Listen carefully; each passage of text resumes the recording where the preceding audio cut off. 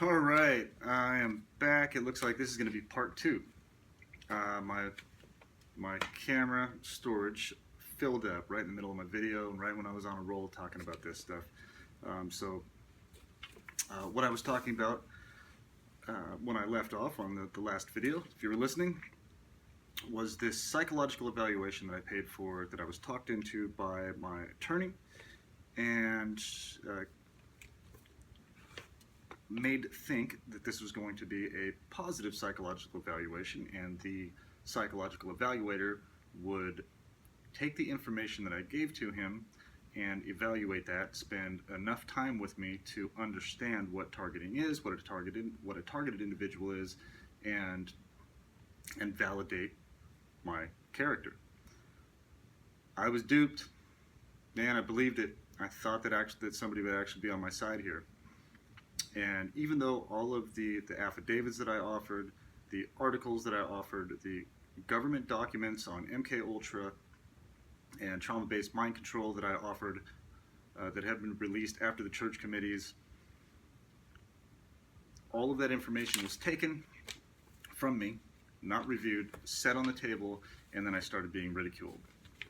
I told them that there were groups of white cars a lot of the time, or red cars, and the answer wasn't really, so that, like, tell me more about that. The answer would be something like, white cars are the most common cars around there, come on. I said, hey, I've got a friend that worked for the NSA for 28 years, and that is going through this too. I can get you in contact with her, you can talk to her on the phone, she can explain this to you. And he said, well, what do you, just because you know some lady that thinks she's going through this too, you think that's some kind of proof? You know, and it was just this constant berating. I did my best. I stayed calm.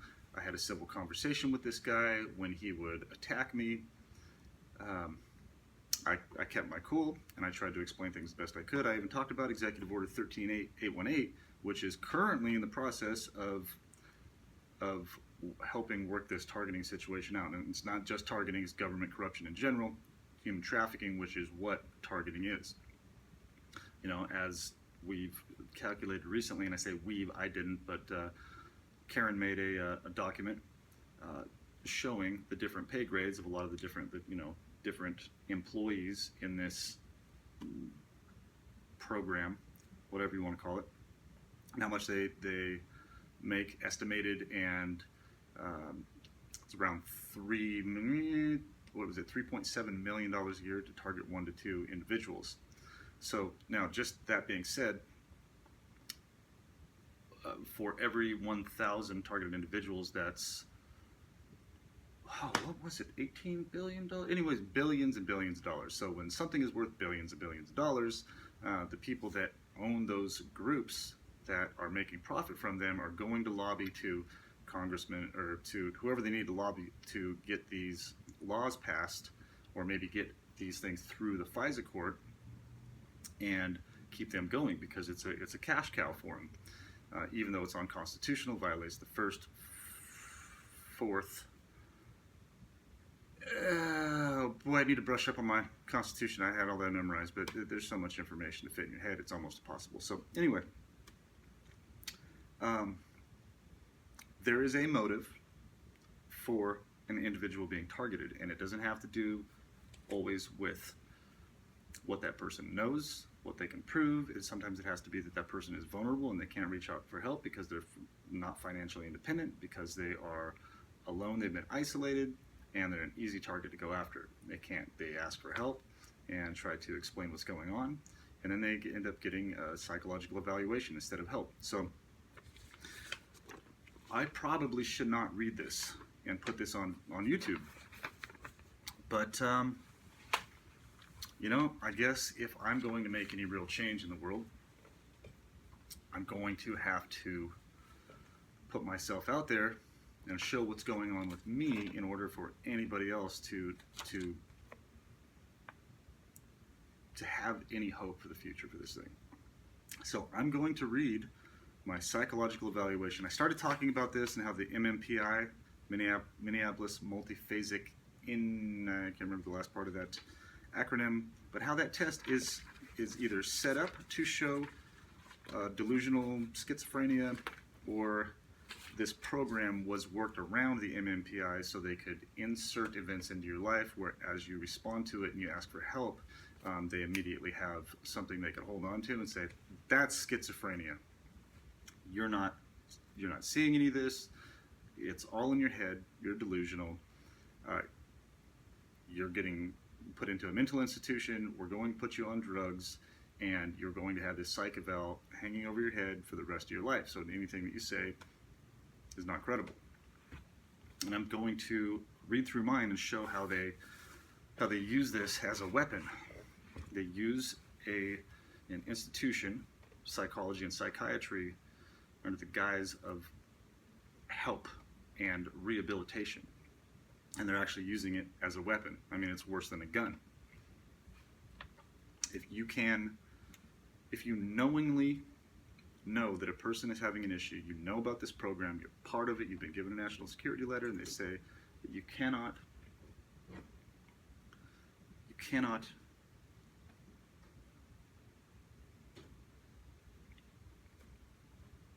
anyway, sorry, I got sidetracked.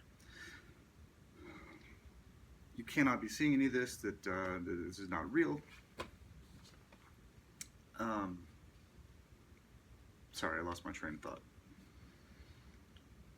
Anyway, Dr. Gone, PhD, psychological evaluation, Michael Barden. Shows my attorney, Mark Victor. These two, Mark says that they've been working together for 22 years, and that I would be given a proper evaluation. And, oh, here we go. Here's Dr. Gone's address. If you would like to send him a letter to help him understand further this program, his address is 4501 North 22nd Street, Suite 290, Phoenix, Arizona, 85016. So please don't anybody show up at his office or anything like that with any kind of threats or harassment or anything like that. We don't want to do things like that. What we want is send him letters, send him personal experiences, send him documentation, send him something in the mail. So he gets all of this in the mail and has absolutely no reason to continue to try to give people evaluations like this. So anyway, the MMPI, oh, that's where I left off. The MMPI was either designed to facilitate this targeting program, or the targeting program was built around the MMPI to have people react to the situations, explain that people are following them, that they have been manipulated, and there actually is a conspiracy against them, against their life and their livelihood. So yeah, please send that to this guy, research this guy. If anybody can find out any information about them and how he might be connected to this, I'd appreciate that, and contact me. So data report is April 25th, 2018. And I'm just going to have to read this whole thing. All right.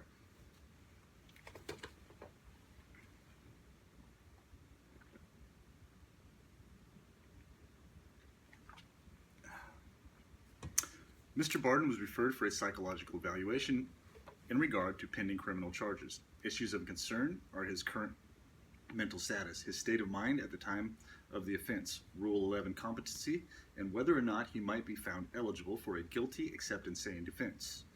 Now this is what the examiner, this is his qualifications, okay? Notice how many enforcement agencies that he works for. And I did not know this at the time that I decided to go ahead and pay for this evaluation. Otherwise, I would not have gone to this person. I have been a licensed psychologist in the state of Arizona since December of 1977. That's an important year. That's the year the FISA court started. Okay, so remember that. My first work in a correctional setting was an employee at the Arizona State Department of Corrections as the Director of Clinical Services at Adobe Mountain Juvenile Institution, the largest long-term detention facility for juveniles in the state of Arizona. Juveniles. This guy has pictures of him in his office wearing red shoes. Anybody that's done enough research on that, hey, I'll just leave that at that. I was appointed to the Department of Corrections Task Force evaluating adult and juvenile correctional facilities to make programming recommendations and develop programs to provide services to both adult and juvenile incarcerated offenders. I was Director of Treatment Services at the Alamo Juvenile Facility, which specifically targeted adjuncted delinquents with mental health problems. In private practice, I have held contracts with the Arizona Department of Corrections, Department of Juvenile Corrections, Maricopa County Superior Court, Pima County Superior Court, and Arizona Child Protective Services. I have completed offender risk assessment for government agencies in Arizona. Under state contract, I have provided criminal competency evaluations and sexually violent predator evaluations. In private practice, beginning in 1984 through present, I have provided numerous evaluations in criminal matters and have testified in court many times. I have developed inpatient treatment programs for substance abuse disorders and for the treatment of sexual offenders.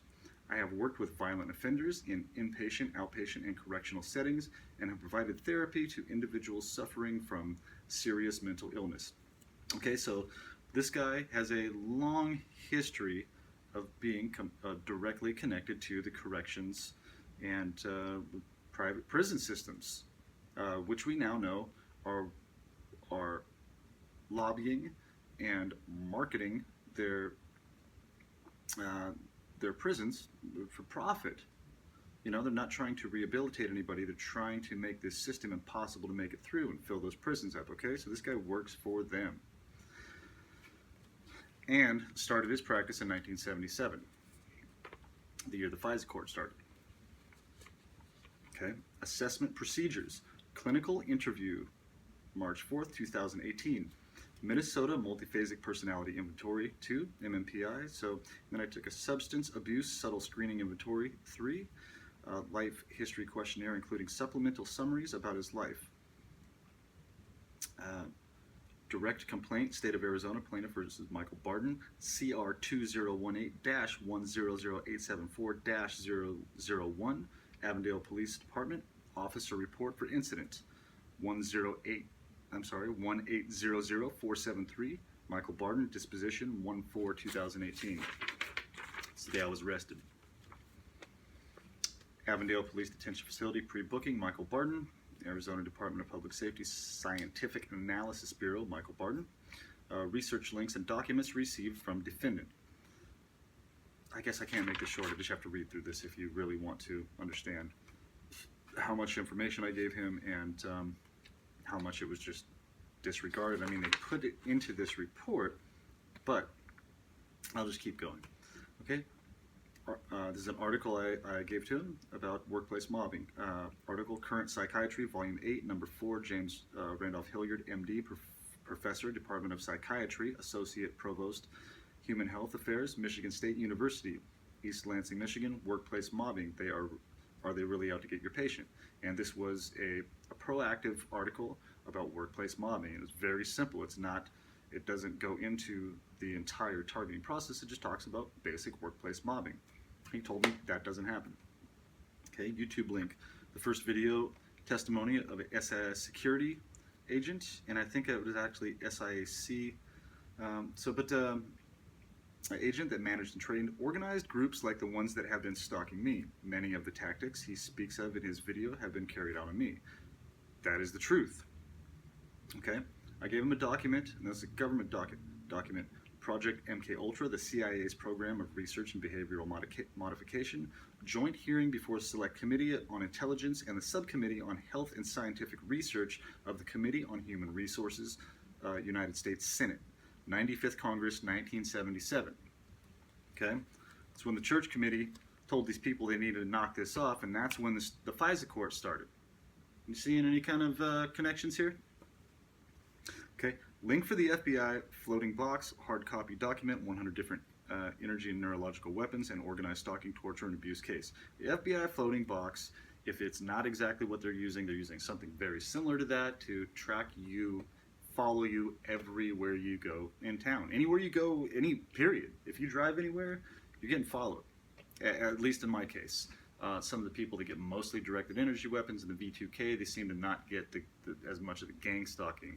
They get more of those weapons, and it's like, okay, they're testing these people in this capacity, beta test on them, and they're testing other people in this capacity, and we're just going to see what the results are. You know, we're scientists. We need to do this for science, right? Wrong. Okay, I gave him FBI and CIA affidavits from individuals formerly employed by the FBI and yeah, see, that doesn't even make sense. FBI and CIA affidavits from individuals formerly employed by the FBI and NSA. Way to write a proper sentence. Okay, I sent him. I thought this was interesting because I had nothing to do with targeted justice at the time. I just saw what they were doing and that they were making progress, but I gave them the link to targetedjustice.com. You know, thank you, Midge, and thank you, Richard, Midge Mathis and Richard Lighthouse, for starting Targeted Justice. This is the best group of people making the most difference and doing everything they can to put this out there. They're putting billboards out on highways. They've started a 501c3. Jack Christiana is part of this, who won the first ever public gang stalking case, and a few of the individuals from the police department were fired. The attorney on the way to his court case called him and said, "Hey, I'm not showing up." You know, they didn't want everything recorded during the court process, because that would be more evidence that he won this case and he wouldn't be able to present his case. They just said, "Nah, you won, buddy." Richard Kane did sue, but there must have been a gag order because after he did sue the federal government, you know, the DOD, DOJ, President Barack Obama, and many other people's doctors that were involved in implanting his children and himself, he sued them and he won. Okay, Richard Kane, C-A-N-E. Look that up. If you need me to give you a link to that, I'd be happy to do that. I have other videos reading his court case, as a matter of fact. Okay, I gave him a document to the DHS scam and human trafficking of innocent citizens by Karen Melton Stewart, NSA intelligence analyst, retired. Karen Melton Stewart's bio. Man, she's really one of my go-to people. She was the first person that I watched a video of that explained to me what was going on. When I was dumbfounded. I was watching this going, this lady worked for the NSA. Look at how genuine she is. Look at how much information she has and how professional she is. And just, you know, I saw her and I thought, okay, here we go. This is where it starts. And I was so thankful. I was so thankful to see that. And, you know, there's many other people that have come forward and they're speaking out about this, and they're smart enough to understand how this program works and trying to shut it down. Okay. All right, so this is the evaluation, or this is just a, I'll just keep reading, you can figure out what it is. Mr. Barden is a 43-year-old male, presently living in Avondale, Arizona with his 2 children, ages 21 and 15. Mr. Barden has been married twice. His son was born from his first marriage. His daughter was born while he was in a relationship with a girlfriend. He had no children with his second wife. I wasn't married. Oh wait, okay, I'm sorry. So yeah, he had no children with his second wife. That's the, I can't even say her name. His father died at the age of 69 of a self-inflicted gunshot wound to the head, which occurred while his father was receiving cancer treatment. Mr. Barden was 39 years of age at the time of his father's death. His mother is living and 72 years old. So the more that I look into this and the more that I realize how many things were going on at Skunkworks. This is some information I just got yesterday. Thank you, Stephen Shellen, for giving me this information about Skunkworks and what was going on at Skunkworks in the 80s with the pedophile films and snuff films and all the nonsense stuff that was going on behind closed doors, because that was a highly classified area. They're working on the SR-71, the B-1 bomber, and other compartmentalized, other operations that were compartmentalized. Nobody could get out there. Highly classified, highly secure. That's where they were doing these videos. That's where I grew up. My dad worked for Skunkworks. My aunt, no, I shouldn't say that name. 2 of my aunts worked at Skunkworks in these compartmentalized groups, and my uncle was a higher up who eventually moved to Seattle and Yeah, it was if you don't know what skunk work is, Lockheed Martin. It's a division of Lockheed Martin, and they made highly classified things. And we go test those things out at Plant 42, where my dad was a crash fire rescue firefighter at one time. And then later on, he did work for Skunk Works, guarding. He was private security, and he would guard the SR-71, the B-1 bomber. He would come home and tell me, "Yeah, man, I got to sit in the SR-71 today before they let me go, and they had to pull all these black boxes out of it and everything." And you know, he took me out there before. I remember being out at Plant 42, you know, which was weird because I was a little kid. Why would you be taking a little kid out to a highly classified area like that? That, you know, people have to have security clearance to get in. You know, why would I be out there? Okay, Mr. Barden is a high school graduate. He describes his strengths as reading comprehension, problem solving, and multimedia visual arts. He is presently an entrepreneurial business owner with an approximate annual income of $50,000 per year. Past jobs include Skycap, firefighter, independent insurance agency owner. I wasn't an independent. I owned a farmer's agency, which is not independent. Okay, and an antiques collectible dealer. He reports that he finds his current work is very satisfying. Mr. Barden reports having a past history of using marijuana, rarely. Nah, I don't think I said rarely. I've had a cannabis card for a while, and that has helped me get through this targeting. He denies the abuse of alcohol or prescription drugs. Do you see that, how they put that? He denies the abuse of alcohol or prescription drugs, even though they did. Well, you'll hear later in the report. He reports that he exercises and lives a healthy lifestyle. Mr. Barden was interviewed in the examiner's office on 4/4/2018 and 4/19/2018. So when I went into this place, I was promised that there would be 15 hours of counseling and talking, and then he would write a report. I went in for 1 hour. This guy took my information, set it on the desk, disregarded everything that I told him, told me basically that I was crazy, that I was imagining all of this, and then when I called to schedule my second appointment, told me, "No, we're done. I'm writing my report right now." And, you know, of course I got upset because I was promised 15 hours of counseling. And I wanted to bring a lot more information and give him a lot more information about what was going on, because if any intelligent person that has a profession like this that could be able to read that information and make a professional evaluation would need actually way more than 15 hours. It would take a month or more to completely understand what's going on with somebody and professionally evaluate them. So after 1 hour, he decided that he had made his evaluation. He was writing this report. So I demanded that I at least come in for 1 more hour. I brought more evidence and some more information to him, and I got the same thing basically. And he made sure at the end of the meeting that he told me that he felt that that he could confide in me, that he could tell me that he hated Donald Trump, and that he's a criminal, and that he's nothing but a gangster, and that's how he made all of his money, working with the Russians and doing all this stuff, which you shouldn't bring politics into, especially if I didn't bring politics into it. You know, I kept that part out of it. I wanted to keep it. He just wanted to see my reaction. I think Donald Trump is great. Executive Order 13818 is currently taking down the deep state and these pedophile pieces of shit that are protecting. I'm gonna stop. Yes, I'm angry. I should be, and so should you.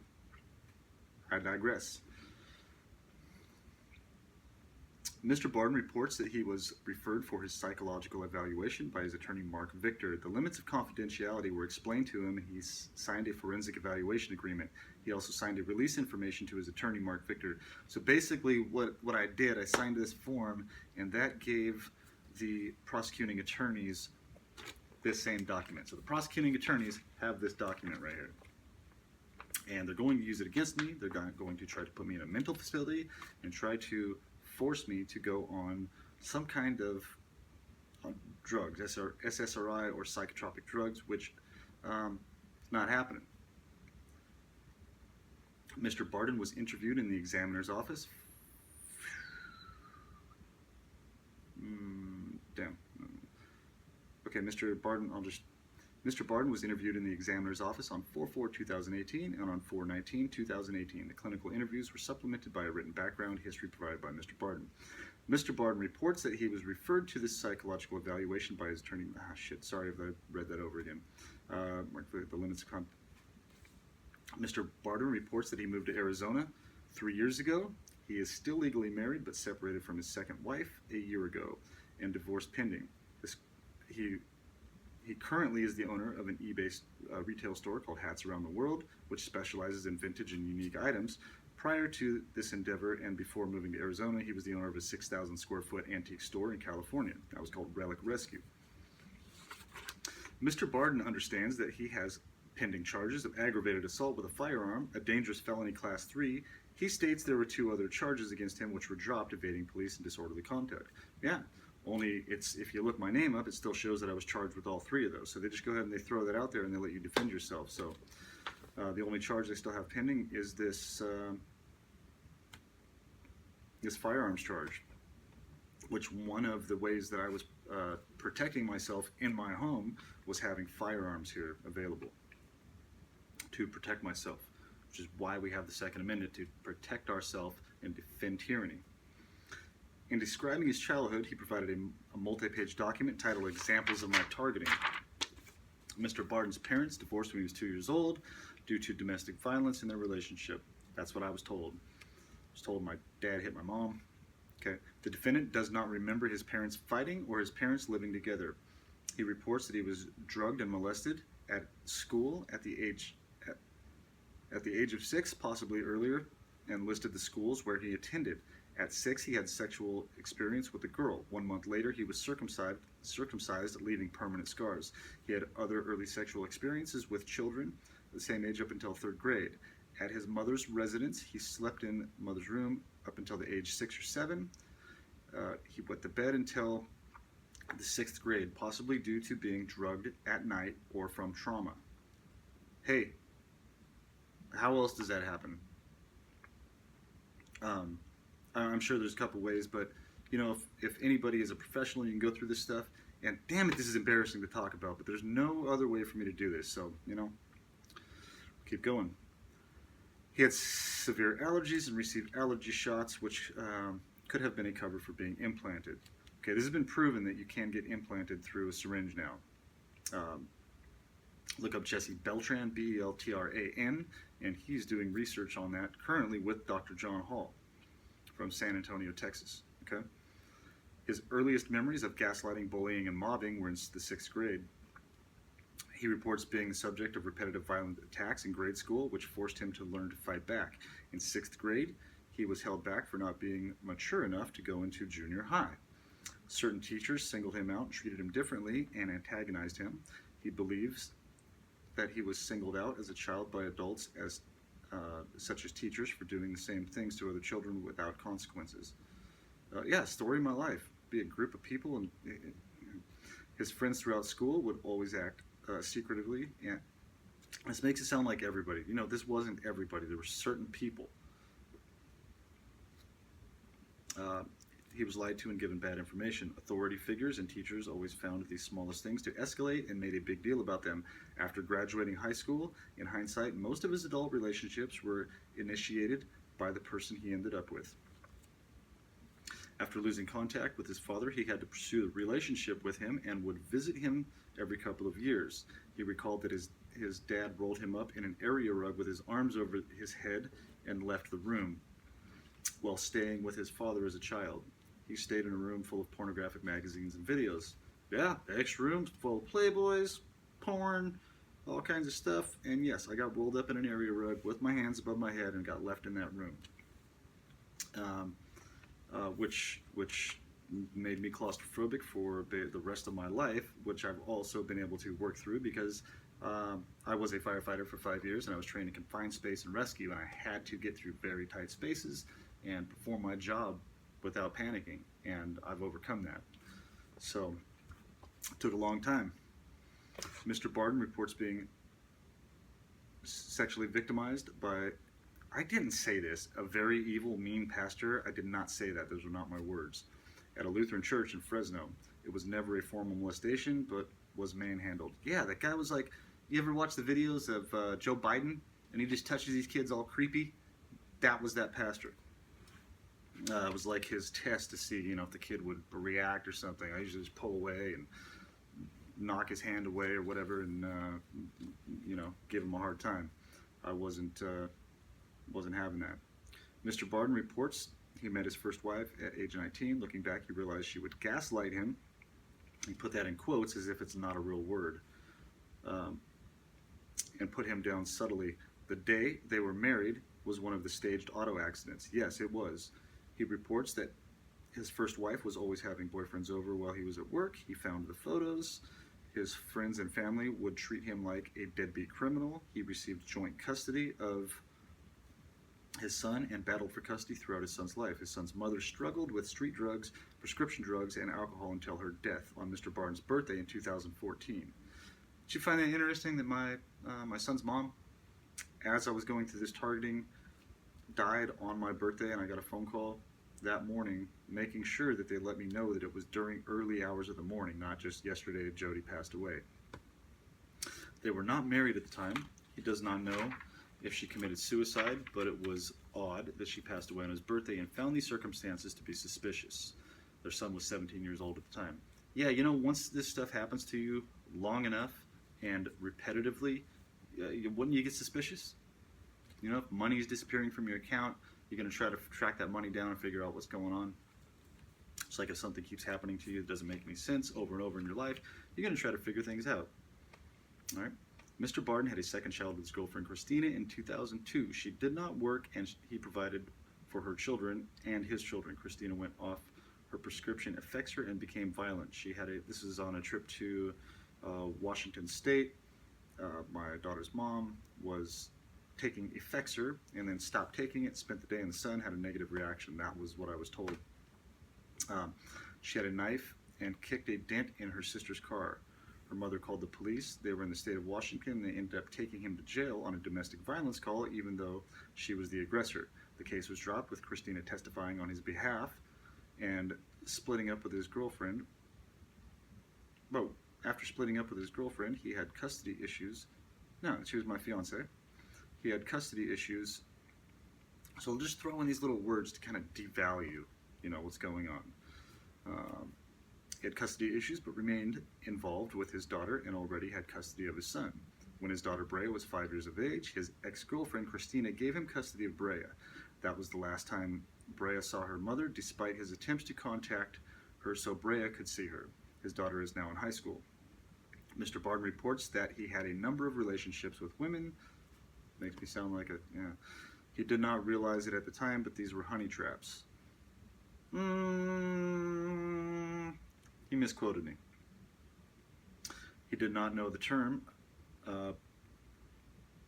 then, but does now. One of these women became his second wife, and I'm not going to say her name right now, even though it's misspelled. She wore a blue bird in her hair at the wedding. Operation Bluebird. I never realized until now that it was intentional.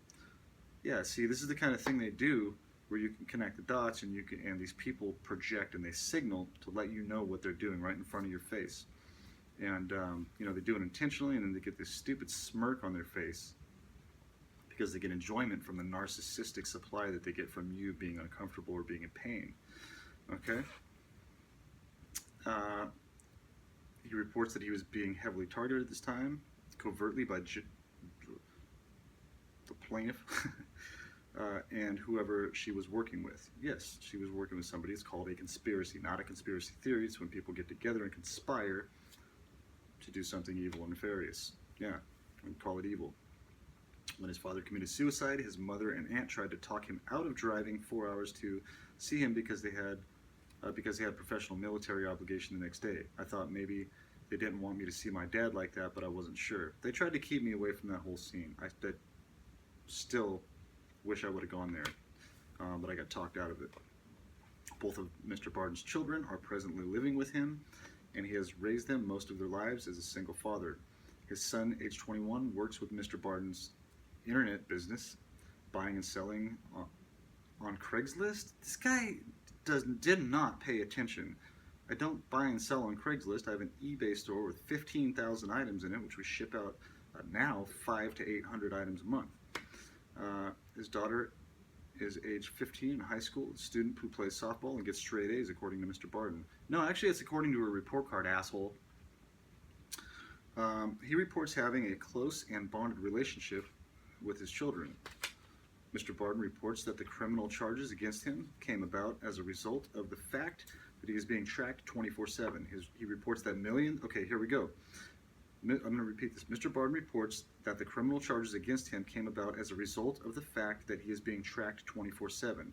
He reports that millions of people have been tracked, and RFID, radio frequency identification chips, are implanted in them either during effective surgery or non-consensual procedures. I've learned since from Richard Lighthouse's testimony and expertise with satellites, you don't need to be chipped for them to track you. They can do it with satellites, and just like you can get a signal with your phone when you're driving 90 miles an hour down the freeway, they can track you at any point where you're driving. If you want to research that, look up Ella Free, ELLAFREE, her YouTube channel, and there's an interview with Mr. Lighthouse explaining how this works. Former NASA employee and co-founder of Targeted Justice. Okay, Mr. Barden provided voluminous materials regarding government programs to track and harass targeted people. In quotes, he says targeted people.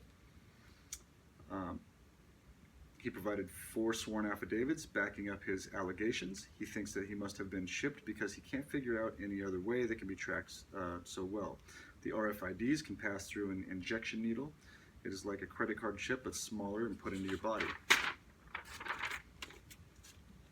He quotes the Foreign Intelligence Surveillance Act, FISA, Section 702, as the basis for these programs.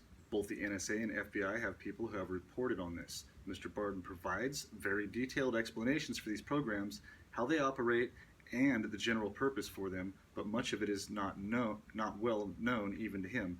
Yeah, I said they were classified compartmentalized programs, and we've had to figure this out on our own because they don't just send us a letter stating that you're targeted. Hey, we're targeting you. We're going to follow you around for years and try to ruin your life. That's not how this works. And this guy knows that, but he puts these snarky little comments in here to try to discredit me. He suspects that there are also assassinations going on. I don't suspect, I know. He has 400 Facebook, I don't remember saying, I probably said over 400. Anyway, 400 Facebook friends, about 6 of which have died since being the beginning of the year. He explains to terms such as targeting, gaslighting, and mobbing, and provides documents and articles for my review on these topics. Yes, I did, and you should have read them all. Mr. Barden first learned about these programs while in the military. I did not learn about these programs while I was in the military. This guy did not listen. I learned about these programs in May of 2017. So here, I'll just read what he wrote. Mr. Barden first learned about these programs while in the military. Software Visual Unit, SVU. The class was led by Chuck DeCaro, who was an Air Force test pilot, a military operative, and CNN reporter. Eventually, Mr. Barden was not selected for the SVU team for some reason, and he subsequently became a targeted individual himself.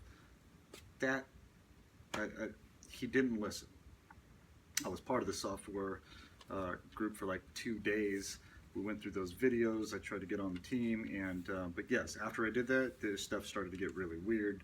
Good relationship ended abruptly, no explanation. Mr. Barden reports that he received a plaque on his award for being the insurance agent of the year with Farmers Insurance, but I started getting sabotaged at the insurance agency. He believes people were going to his office and accessing his computer, deleting his files, etc. Items were being moved all over when he was out of his office and put in places where they should not be. Eventually, he sold the insurance agency. Yes, this is part of the gaslighting. They break into your office. I was in the district office at the time, and I wasn't allowed to put a lock on my door for some reason. The manager, the owner of the district said, "Nah, we can't have locks on these doors. The janitors need to come and be able to clean up." Michael states that he began getting harassed by neighbors, and the way he wrote this too is just nonsense.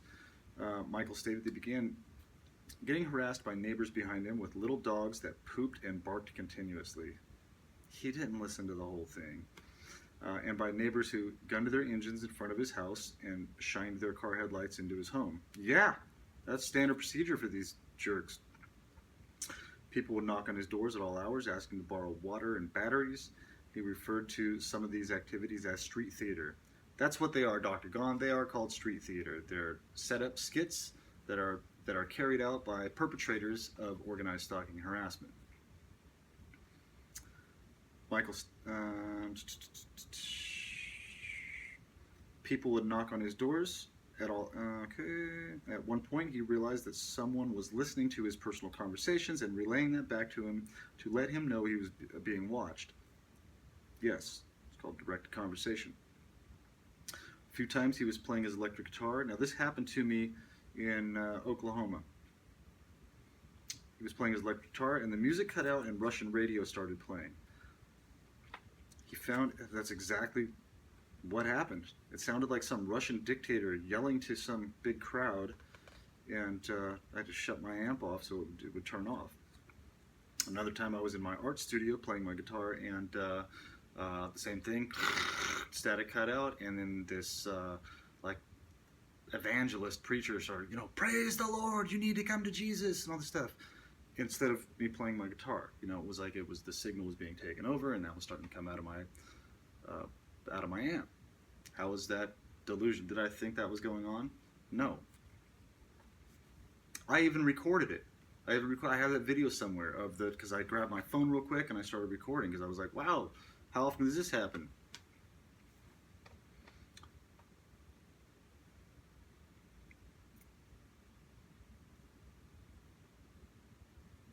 I need to keep my place better here.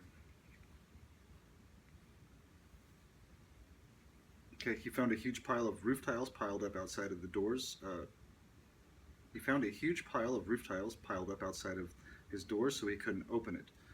But that was in my art studio. Yeah, I'd show up and there was a bunch of composite shingles piled in front of my door so I couldn't open my door. I had to move this stack of shingles away from the door multiple times just to get into work. Go and clean up the studio, make sure everybody had water in the fridge up there and materials they needed and stuff like that. It was cleaned up. Lights were shut off, nobody's there. Yeah. The above were some examples of what Mr. Barden reports as a lengthy history of having been harassed and targeted. He believes his second wife, Frank, was directly involved in targeting him. His wife would tell him there was nothing out of the ordinary going on, and she would tell him she didn't know what he was talking about. Mr. Barden reports a history of people following him around in public, following him in traffic, and making unwanted eye contact with him when he was with his wife. She would signal the people observing him by adjusting her sunglasses or stroking her hair. She was gaslighting at this time and lying to his face to make him question his own sanity.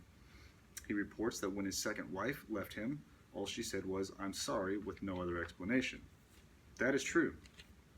Mr. Barden notes that many of the people who target him drive Chrysler Corporation model cars. These cars would be staged in the parking lot and would follow him. Sometimes they would impede his forward progress, going through the parking lot, trying to park or back out. 90% of the time when I'm in a parking lot. People entering businesses at the same time as him would always use some kind of hand signal to alert people inside a target is arriving. He would have conversations that would always seem rehearsed and fake. These people got his attention and got the message across that the conversation was intended for him. It's directed conversation. People would give a smirk of gratification. Mr. Barden notices many things that are too frequent and unusual to be coincidences, such as police, fire, EMS would run their lights and sirens at the exact moment they would pass him. Then they would shut them off as the call was canceled. I didn't say as the call was canceled, they just shut them off. And I said that statistically is impossible for that to happen that many times around me, because you don't just start going code 3 and then get it canceled immediately on that consistent of a basis directly near me. And this happens to a lot of other people too. Okay? As a former firefighter, this would not happen by chance. Yes, that is true. In taking the sum of his experiences, his reports at this point realized that I was a part of something very nefarious. Something very powerful was trying to hurt me. I didn't say that way. You see how they adjust this to make it sound goofy?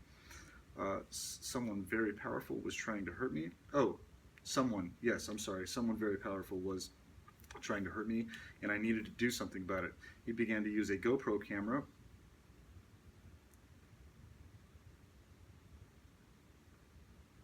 Okay, it looks like he skipped a little while here.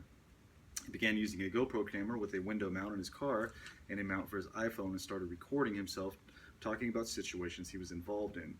Mr. Barden had a video which he had taken of events prior to his arrest on current charges, which he viewed as exculpatory, including the alleged victim with his arm hanging out the car door holding what he believed to be a gun in the individual's hand. What I believe to be a gun. I showed this guy the video. He could clearly see it, and then he just sat there saying, I can't figure out what it is. It's too grainy. I can't figure out what it is. The guy's clearly waving a gun outside of his window. So that's another form of gaslighting, is when he can clearly see it and pretending like he can't, so he can write something like this. All right? So here we go with the, you know what? Tell you what. There is going to be a part 3. This video is kind of long. It's 46 minutes right now. I'm going to come back and make a part 3. And I'm going to start back with the Minnesota Multiphasic Personality Inventory 2, the MMPI-2, Michael Barden, on 4/6/2018. Okay? I'll be right back.